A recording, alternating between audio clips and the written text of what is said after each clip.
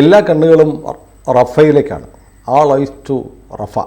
ആ ക്യാമ്പയിൻ ആരംഭിച്ചിരിക്കുകയാണ്. നമ്മുടെ കേരളത്തിൽ നിന്ന് സിനിമാ നടന്മാർ, താരങ്ങളായ ദുൽഖർ ഉൾപ്പെടെയുള്ള ആളുകൾ റഫയിലെ കുഞ്ഞുങ്ങൾക്ക് വേണ്ടി കരയുകയാണ്. സേവ് ഗാസ കഴിഞ്ഞു, സേവ് റഫയാണ്.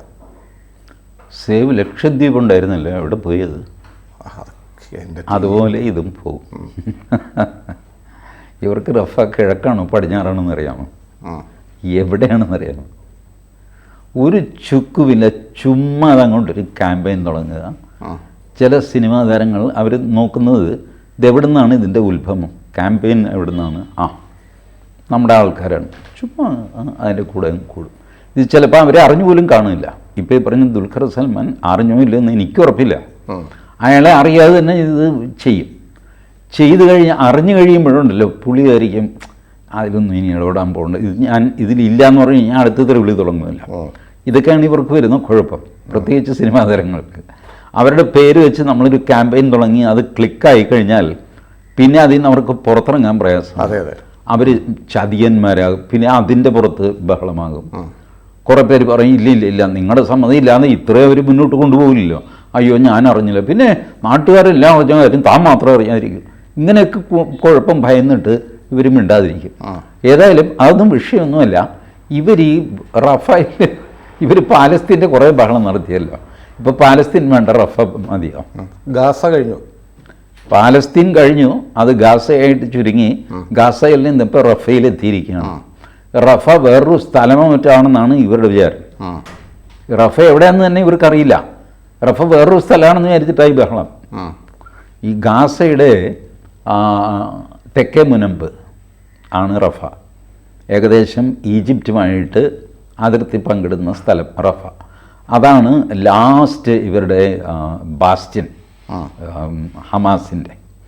അതും കൂടെ പോയാൽ പിന്നെ തീർന്നു. But it is thickly populated. അതിൻ്റെ അടുത്തുള്ളതാണ് ഖാൻ യൂനിസ് എന്ന് പറഞ്ഞു. ആ ഖാൻ യൂനിസ് ഇസ്രായേൽ തകർത്ത് കാൽച്ചുവട്ടിലാക്കി കഴിഞ്ഞു. അടുത്തതാണ് Rafah. Rafah is the biggest operation. ഇത് ഇസ്രായേലിനും അറിയാം.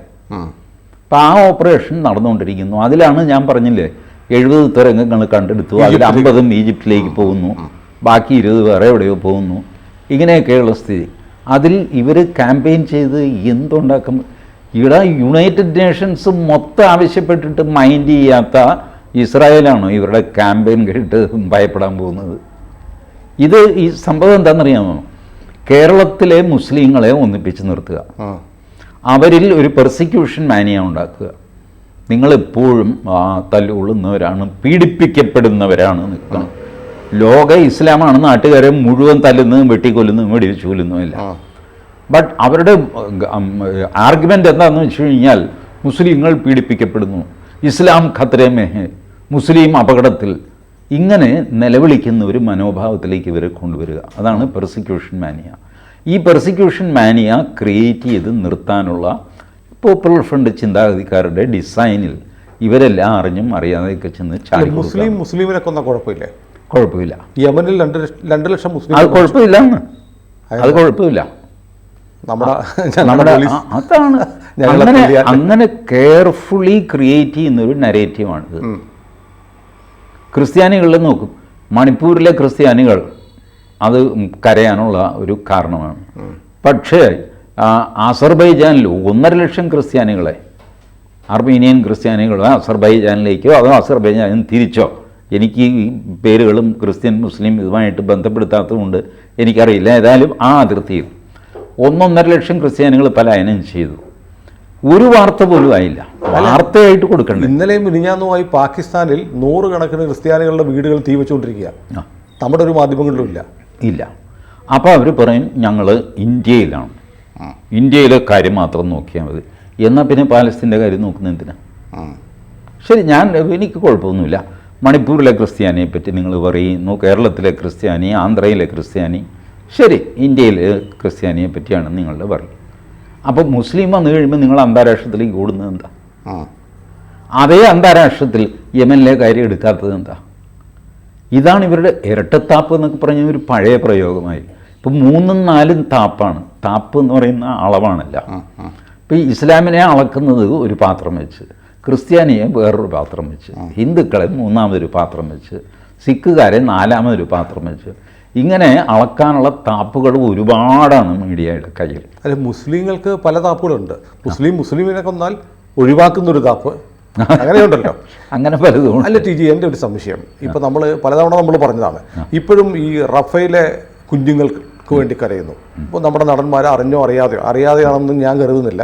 നമ്മുടെ സിനിമാക്കാരുടെ താല്പര്യങ്ങളൊക്കെ ടി ജിക്കും അറിയാം, എനിക്കും അറിയാം, എല്ലാവർക്കും അറിയാം, പ്രേക്ഷകർക്കും അറിയാം. അതുകൊണ്ട് അവർ അറിയാതെയൊന്നുമല്ല. പക്ഷേ ഇപ്പോഴെങ്കിലും അവർക്ക് പറഞ്ഞുകൂടെ, നിങ്ങൾ യുദ്ധം ഇസ്രായേൽ അവസാനിപ്പിക്കണമെന്ന് പറയുമ്പോൾ ആദ്യമേ ആ പിടിച്ചു വെച്ചിരിക്കുന്ന 130 ബന്ദികളെ ഒന്ന് വിട്ടുകൊടുക്കൂ എന്ന് പറയാൻ ആരുമില്ലല്ലോ. ആരും പറയില്ല. അതെന്താ? ആരും പറയും. അതാണ് ഇസ്ലാം ഉണ്ടാക്കിയ നരേറ്റീവിൻ്റെ ഗുണം. അവരുടെ സക്സസ് അതാണ്. ഈ ന്യായഭാഗം പറയാൻ ഒരു മനുഷ്യനും ഉണ്ടാവില്ല, എല്ലാവരും അന്യായത്തിൻ്റെ ഭാഗത്ത് ചേരും. ഇതാണ് ഇസ്ലാം നരേറ്റീവിൻ്റെ ഗുണം. അതിന് അവർ പണം മുടക്കുന്നുണ്ട്. പിന്നെ സാഹിത്യകാരന്മാർ, വക്കീലന്മാർ, ഇവരൊക്കെ അവരുടെ ഭാഗത്ത് കൂടും. കേരളത്തിൽ ചോദിച്ചു നോക്ക്, ഈ 10%, 12% സംവരണം മറ്റോ ഇല്ല PSCയിൽ മുസ്ലിങ്ങൾക്ക്. കേരളത്തിലെ ക്രിസ്ത്യാനികൾക്കോ ഹിന്ദുക്കൾക്കോ ഇല്ലാത്ത എന്ത് പ്രത്യേക ആവശ്യതയാണ് മുസ്ലിങ്ങൾക്കുള്ളത്? എന്തിനാണ് അവർക്ക് 12% സംവരണം? ഈ ചോദ്യം സുനിൽ എവിടെയെങ്കിലും ചോദിച്ചു നോക്കൂ. ഒരു മനുഷ്യൻ ആ ചോദ്യം കവച്ച് കിടക്കും, അതിൻ്റെ സൈഡിൽ കൂടെ പോകും, അതിൻ്റെ അടിയിൽ കൂടെ പോകും, പലതും ചെയ്യും. പക്ഷേ ഈ ചോദ്യത്തെ മാത്രം അഡ്രസ്സ് ചെയ്യില്ല. വെരി ഡീസൻ്റായിട്ടുള്ള, ഇസ്ലാമിൽ ഡീസൻ്റായിട്ട് പെരുമാറുന്ന ആൾക്കാരുണ്ടല്ലോ, MN Karassery will evade that question. O. Abdullah will evade that question. ഇവരൊക്കെ അതർവൈസ് ന്യായമായിട്ട് മാത്രം സംസാരിക്കുന്ന ആൾക്കാർ ഈ വക അടിസ്ഥാന ചോദ്യം വരുമ്പോൾ അത് ബൈപ്പാസ് ചെയ്യുന്ന നമുക്ക് കാണാം. ചരിത്രപരമായ ചില കാരണങ്ങൾ, വാസ്തവം പറഞ്ഞാൽ സ്വാതന്ത്ര്യ സമരത്തിന് മുമ്പ് ഇങ്ങനെയൊക്കെ പറയുന്നുള്ളതല്ല, അത് ഈ കാര്യം പറയില്ല. സ്ട്രേറ്റ് ചോദ്യത്തിന് ഉത്തരം പറയില്ല. മാധ്യമങ്ങൾ ഇത് ചോദിക്കില്ല. മാധ്യമങ്ങളുടെ നട്ടല് പറയ്ക്കുക ചോദ്യം ചോദിക്കാൻ. അത് ഈ തീവ്ര ഇസ്ലാമിൻ്റെ നരേഷൻ്റെ ഗുണം കൊണ്ടാണ്. They know how to manage people. ഇന്നലെ ഞാൻ ഈ മീഡിയ വണ്ണിൻ്റെ ഇടയ്ക്കിടയ്ക്ക് നമ്മൾ പറയുന്നുണ്ട് അടുപ്പുകൂട്ട് ചർച്ച, ഔട്ട് ഓഫ് ഫോക്കസ് കിട്ടും. അതിൽ നമ്മുടെ നിഷാന്ത് റാവുത്തർ പറയുകയാണ്, അതായത് റഫേൽ ആക്രമണം നടത്തിയ ഇസ്രയേലി പട്ടാളക്കാർ കൊല്ലപ്പെട്ട ഒരു കുഞ്ഞിൻ്റെ സോക്സ് എടുത്ത് അതിൻ്റെ മണം മൂക്കിലേക്ക് വലിച്ചു കയറ്റി കുഞ്ഞുങ്ങളെ ഇങ്ങനെ ചെയ്യുകയാണ്. പക്ഷേ ഈ ഒക്ടോബർ 7 ഗാനമേള കേൾക്കാൻ അമ്മയുടെ ചുമലിൽ കിടന്നുറങ്ങിയ കുഞ്ഞുങ്ങളെ ഒക്കെ നിഷ്കരണം കഴുത്തറുത്ത് വന്നപ്പോൾ ഈ കരച്ചിൽ കേട്ടില്ലല്ലോ. ആ കുഞ്ഞിന് സോക്സ് ഇല്ലായിരുന്നു, അതുകൊണ്ട് മണപ്പിക്കാൻ പറ്റില്ല. ഇല്ലെങ്കിൽ മണപ്പിച്ച് it's all low level creatures uttering nonsense. ഇത് വാസ്തവം പറഞ്ഞാൽ അസാമാന്യമായ തൊലിക്കട്ടി എന്തിനേയും ന്യായീകരിക്കാനുള്ള, അത് തീവ്ര ഇസ്ലാമാണെങ്കിൽ എന്തിനേയും ന്യായീകരിക്കാനുള്ള മനോഭാവം, ഇതൊക്കെ ഉള്ളവർക്ക് ഇങ്ങനെയൊക്കെ പറയാം. ഇതുപോലത്തെ നാടകീയ രംഗങ്ങളൊക്കെ കാണിക്കാം, അത് ചെയ്യാം. അങ്ങനെ ചെയ്താണ് അവർ നിലനിൽക്കുന്നത്. അതിൻ്റെ പുറത്ത് സംഭാവന കിട്ടും. അന്താരാഷ്ട്ര സംഭാവനകൾ കൊണ്ടാണ് ഹമാസ് എന്നുള്ള കലാപരിപാടി നടക്കുന്നത്. അതല്ലാതെ ഇത് നടക്കില്ല. കാശ് ഇഷ്ടം പോലെ കിട്ടുന്നുണ്ട്. അവരുടെ നേതാക്കൾ ഖത്തറിൽ സുഖമായിട്ട് നടക്കുന്നു. കഴിഞ്ഞ മാസമാണ് അവരുടെ നേതാവിൻ്റെ മകൻ 6 കോടി രൂപയുടെ മറ്റോ കാറ് വാങ്ങി. അവർ അടിച്ചു പൊളിച്ച് ജീവിക്കുകയാണ് ഇവരെ കാണിച്ചുകൊണ്ട്. ഇവർ ഈ ഗർഭിണികൾ, കുട്ടികൾ, സ്ത്രീകൾ എന്നൊക്കെ പറഞ്ഞിങ്ങനെ കരയുന്ന ഫോട്ടോ കാണിച്ചിട്ട് കാശ്, ഈ പരിപാടിയാണ്. ഇവരെങ്ങനെ തൊലഞ്ഞാലും അവർക്കൊന്നുമില്ല, ഹമാസിൻ്റെ നേതാക്കൾക്കൊന്നുമില്ല. അല്ല, നമ്മൾ ഇടയ്ക്ക് കേരളത്തിൽ ഈ പാലസ്തീൻ നിലവിളി അവസാനിച്ചായിരുന്നു. ഇപ്പോൾ വീണ്ടും റഫ എന്നും പറഞ്ഞു അത് അവസാനിച്ചു എന്നും മനസ്സിലാകുകയും നമ്മൾ നമ്മുടെ പ്രോഗ്രാമിലടക്കം പലരും ഇത് പറയുന്നത്, എവിടെ പോയപ്പോൾ പാലസ്തീൻ എന്നൊക്കെ ചോദ്യം തുടങ്ങി കഴിഞ്ഞപ്പോഴാണ് നാണക്കേടായിരുന്നു. അപ്പോൾ എന്തെങ്കിലും തുടങ്ങണമല്ലോ, നമുക്ക് റഫ തുടങ്ങാം. റഫ എവിടെയാണ്, അതെവിടെയാണെന്ന് എനിക്ക് പറയുമ്പോൾ ഏതായാലും തുടങ്ങിയിട്ട് പിന്നെ നമുക്ക് അന്വേഷിക്കാം. റഫ എന്ന് പറഞ്ഞ സ്ഥലമുണ്ടല്ലോ, അങ്ങ് തുടങ്ങി. ഇനി റഫ എവിടെയാണെന്ന് ഇവർ കണ്ടുപിടിക്കും. അല്ല, ഇസ്രായേൽ ഇന്നലെ പറഞ്ഞിട്ടുണ്ട് ഈ റഫേൽ ഈ തീപിടുത്തം ഉണ്ടായി ടെൻറ്റുകൾ കത്തിയത് എങ്ങനെയാണെന്ന് അന്വേഷിക്കണം. ഞങ്ങൾ 17 കിലോഗ്രാം ഉള്ള ഒരു ബോംബ് ഈ തീവ്രവാദികളുടെ ഞങ്ങളുടെ ടാർഗറ്റഡ് ഏരിയയിലാണ് ഇട്ടത്. പക്ഷെ അതിനുശേഷം ഒരു സെക്കൻഡ് ഫയർ ഉണ്ടായിട്ടുണ്ട്. അത് സസ്പീഷ്യസ് ആണ്, സംശയകരമാണെന്ന് ഇസ്രായേൽ പറയുന്നുണ്ട്. അതുകൊണ്ട് അത് പണ്ട് മുതലുള്ള ഏർപ്പാടാണ്. ഈ ബാങ്ക് കൊള്ളയടിച്ചിട്ട് കള്ളന്മാർ പോകും, പിന്നെ റെക്കോർഡിന് തീ കൊടുക്കും. അപ്പോൾ പണ്ട് പോലീസ്, നമ്മുടെ ഈ മിന്നൽ പരമേശ്വരൻ പിള്ള എന്നൊക്കെ പറയുന്ന ജാതി പോലീസുകാരുണ്ട്, അവരന്വേഷിച്ചിട്ട് ബാങ്ക് കൊള്ളയടിച്ചപ്പോൾ ബാങ്ക് കൊള്ളയടിച്ച് കാശും കൊണ്ട് പോയാൽ പോരെ, ഈ റെക്കോർഡ് തീയിടുന്നത് എന്തിനാണ്? ആ അപ്പോഴാണ് അവർ കണ്ടുപിടി ഈ റെക്കോർഡ് തീയിടുന്നത് ബാങ്ക് മാനേജരാണ്. ആ കാരണം അവൻ കൊള്ളയടിച്ച് കുറേ കൊണ്ടുപോയി, ഇത് തീയിട്ട് കഴിഞ്ഞാൽ ബാക്കി എനിക്കും കൊണ്ടുപോകാം, കണക്കുമില്ല കുമ്മട്ടിക്കായില്ല. ഇതുപോലെ ഇസ്രായേൽ ബോംബിട്ടു, അപ്പോൾ ഹമാസ് നോക്കി അതിൻ്റെ പുറകെ രണ്ടെണ്ണം കൂടെ പൊട്ടിക്കണം, എന്നിട്ട് അത് കുത്തി കവർ ചെയ്യുന്നെങ്കിലും ചെയ്തിട്ട് അവരും കൊണ്ടുപോകും. ഇതാണ് പരിപാടി. പിന്നെ സേവ് ഇങ്ങനെയൊക്കെ ഓരോന്നും ചെയ്തുകൊണ്ടാണ് ഇവർക്ക് വല്ല വെളിവുണ്ട് അവിടെ എന്താ നടക്കുന്നത്.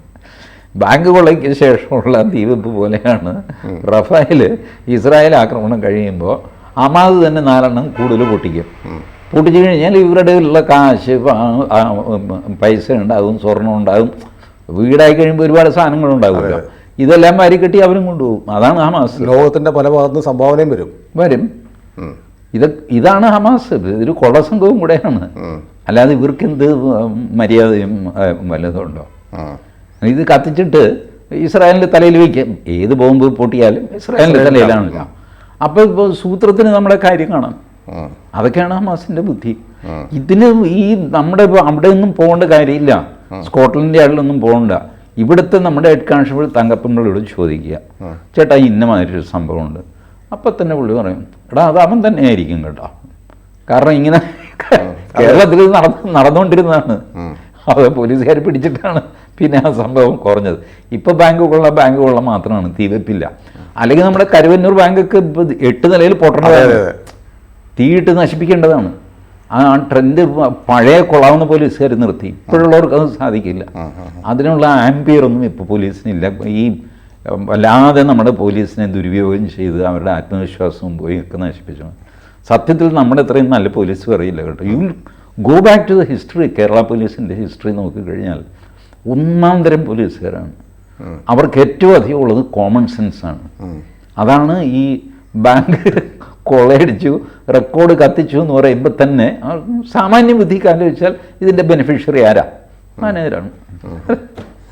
പിടിച്ചു. അപ്പോൾ ഈ സേവ് റഫ കത്തിപ്പിടിക്കുമോ കേരളത്തിൽ? 2-3 ദിവസമൊക്കെ നിൽക്കും, അത് കഴിയുമ്പോൾ കഴിയും. പിന്നെ ഈ സോഷ്യൽ മീഡിയ ആയതുകൊണ്ട് ഇത് കത്തിക്കാനായിട്ട് പ്രത്യേകിച്ച് ഒന്നും ചെയ്യണ്ട. രാവിലെ എണീക്കുമ്പോൾ ഒരു 5 ഫോർവേഡ് കഴിഞ്ഞു. അതോടെ ആ 5-25 625 ഇങ്ങനെ പോയിക്കോളും. അതുകൊണ്ട് നിലനിർത്താൻ TG ഇടയ്ക്ക് ചോദിച്ചാൽ മറ്റേ സേവ് ലക്ഷദ്വീപിനെ കുറിച്ച് ഓർക്കുകയായിരുന്നു. ഇപ്പോൾ ലക്ഷദ്വീപ് രക്ഷപ്പെട്ടു, സേവ് ചെയ്ത് കഴിഞ്ഞു. ഇപ്പം ആർക്കും ഒരു അനക്കവുമില്ല കേട്ടോ. ആ മനുഷ്യൻ വിചാരിച്ചെടുത്ത് അത് കൊണ്ടുചെന്ന് കെട്ടി. ഇപ്പം ആർക്കും പരാതിയില്ല, പരിഭവമില്ല, ഒരു പ്രശ്നമില്ല. ലക്ഷദ്വീപിൽ ജൈവായുധം പ്രയോഗിച്ചു എന്നൊക്കെ പറഞ്ഞ ആളുകൾ. പിന്നെ ലക്ഷദ്വീപിൽ ഇത് കൊറോണ തുറന്നു വിട്ടു, ചോറ്റുപാത്രത്തിൽ കൊണ്ടുപോയിട്ട് തുറന്നു വിട്ടു. ഏതായാലും അവരെയൊന്നും കാണാനില്ല. അടുത്തത് അവർ ഒരുപക്ഷെ സേവ് റഫയുമായിട്ട് ഇനി വരുമായിരിക്കും. വരട്ടെ. കൂടുതൽ വാർത്തകളും വിശേഷങ്ങളും നിങ്ങളിലേക്ക് എത്താൻ ABC മലയാളം സബ്സ്ക്രൈബ് ചെയ്യുക, ബെൽ ബട്ടണും അമർത്തുക.